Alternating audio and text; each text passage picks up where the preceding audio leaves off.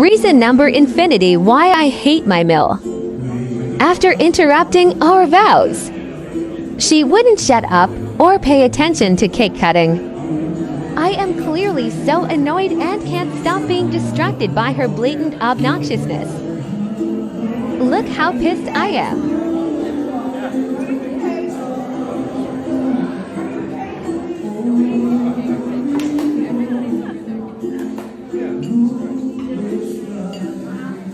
The DJ also didn't play the song I picked out. Wonder who did that? I can't with this lady.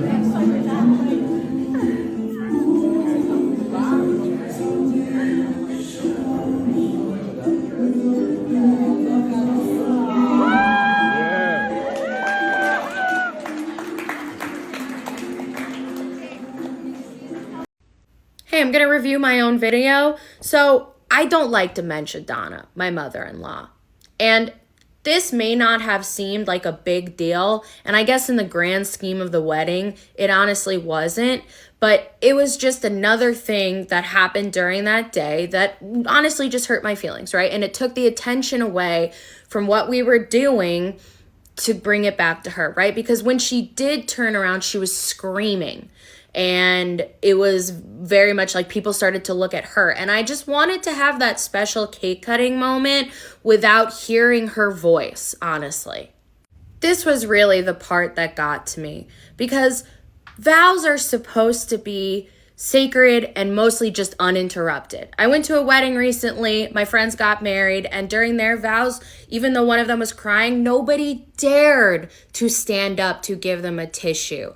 And the fact that she had to stand up and move her body was another thing. My husband was in the middle of talking to me. I wanted to look at him. I wanted to see the emotion in his eyes. I did not want to see his mother get up. And then the attention was taken away from us and it was back to her because people had to make a little chuckle at her. And it was also weird. He's a grown man. He doesn't need his mother to hand him a tissue. And it was obnoxious. It was stealing the attention. He started his vows with saying that, a man leaves his mother and father and clings to his wife. So obviously, did your mother-in-law interrupt your first dance or ruin your wedding? Because mine did. Okay, guys, so 2 minutes into dancing, my husband and I are twirling around, enjoying ourselves. There's nobody else on the dance floor. We started to kiss because we just got married. And believe it or not, I actually like my husband. And so while we start to kiss, I feel this tap on my shoulder. I turn around and it is my mother-in-law with a poop-eating grin on her face. She's holding her arm out like this and beckoning. And she really said, "Can I have my son back?" My husband looks at her. He looks at me. I look at him. We look at her. We ignore her. We twirl the heck away. She has to do the walk of shame back to her table to sit with a bunch of geriatrics who don't even know what day it is. Okay, so my dad apparently told her, do not do this. Do not do this. Let them dance. And guess what? She did it anyways. My dad paid for the entire wedding. She did not thank him one time. She cried because we went to a hotel. We stayed at a hotel because we were getting married. And she wanted us to be in her house on a pull-out couch to do adult things that married couples do. Now, I had morning sickness because I was 5 weeks pregnant at this point. Getting married and being pregnant, she lost her mind, okay? Because her son is the love of her life, right? She uses him as an emotional spouse. So now that he is my spouse and a father, of course, she's going to lose her life. I only met her 2 times before this. She's a narcissist, so she love bombed me. I had no idea. And honestly, my husband didn't either, okay? So now he doesn't talk to her because he sees all of this. And it took a while for us to get to this point. But I'll tell you something. This man put that lady in her place and put her in her place real quick. She's not allowed in my home. And guess what? She probably won't ever be. The disrespect that I endured for over a year during my pregnancy and postpartum, unimaginable. Now, as far as the wedding goes, this woman also got mad that the day after we got married, we didn't go to her house because guess what? We wanted to stay in bed and, like I said, do adult things that married couples do.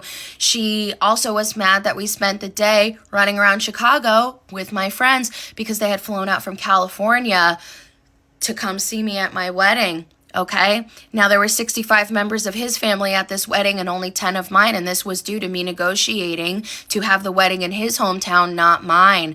And I'm in my 20s, so a lot of my friends couldn't afford to go to Chicago, right? So it is what it is. I have a small family anyway. We eloped beforehand. That's how we got pregnant. But I wasn't keen on this wedding happening even. Like this whole party thing. We were already married. It didn't matter.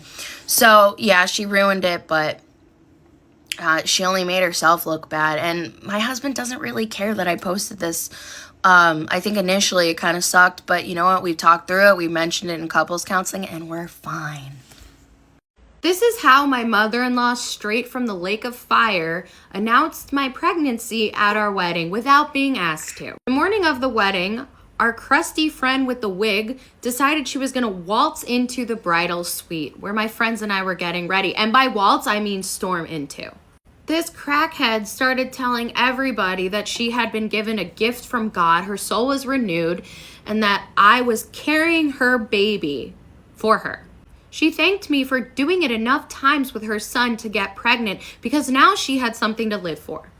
Unfortunately, my husband had no idea what was going on because he was doing God knows what with his boys. So my bridesmaid stepped in to ask her to leave. She refused. She sat herself down on the couch and wouldn't budge until my dad came in and told her to leave. And honestly, I'm kind of surprised that we actually were able to get her off. She melted into that couch like hot wax. I thought that we were going to have to get some goof off and one of those like drywall scrapers to fling her off, you know. And of course, right as everybody was about to leave, when my coordinator had her back turned, she grabbed the microphone and decided to tell everyone that we, the three of us, were pregnant. She told everybody that we were going to name the baby after her brother. She said that she was going to cut the umbilical cord and that we were going to move from LA to Chicago and buy a house on her street. Nobody even recorded this because it wasn't supposed to happen. And this is when I stopped talking to her. Which makes sense, okay? So this is why we don't talk to her, and I don't like her. I don't like her. I don't like her. Well, I finally figured out why my mother-in-law wanted to be called Mimi so bad. All right, so my husband moved to LA like 20 years ago. His mom had some type of crisis, I suppose, because out of nowhere, she started sending him Polaroids of herself every single month, sometimes 2 times a month.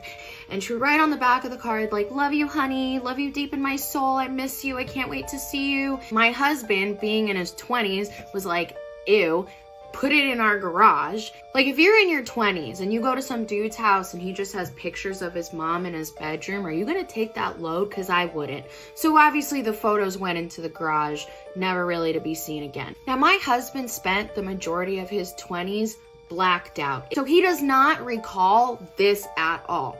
There was a fire in our garage. And by fire, I mean I went in the garage to look for Christmas decorations, and then I found some of these pictures and proceeded to burn them. But as I was doing this, I saw the back. Look what it says. It says Mimi in reference to her son. And she wanted my kid to call her Mimi as well. Instead of buying something for the baby that I was carrying for her, she decided she was just gonna send a starter pack for what was effectively a worship shrine for her. Just this plaque, and I'm gonna put it right here. And if you're wondering where you get it on Etsy and you send it to them. What are we doing here? What does that mean? By the way, I asked him what made him go completely no contact with his mom because it actually had nothing to do with me. I didn't know she was like calling me names behind my back. He stopped talking to her because she started to mention, well, you know, if it doesn't work out, I'll always pay for a lawyer. He can make sure that she loses her parental rights because she has postpartum depression. And I can get the best lawyer in Chicago. You can move here with the baby and you can make me one of the custodial guardians. God bless my husband for keeping that information from me because I could not tell you where I would be right now. Probably behind bars if I had found out. That last conversation, he was like, I'm done. I'm out of here. See you later, crust job. Okay, I guess. Here's a few reasons why my husband doesn't speak to his mom anymore. I think a lot of people know that she interrupted our first dance and our vows and all that, but I haven't really talked that much about how she literally would tell my husband to go hook up with me. Yeah. Before he was smart enough to completely oust her from our life, Crust Job was on the phone with him and he was having a bad day. I guess I was doing something.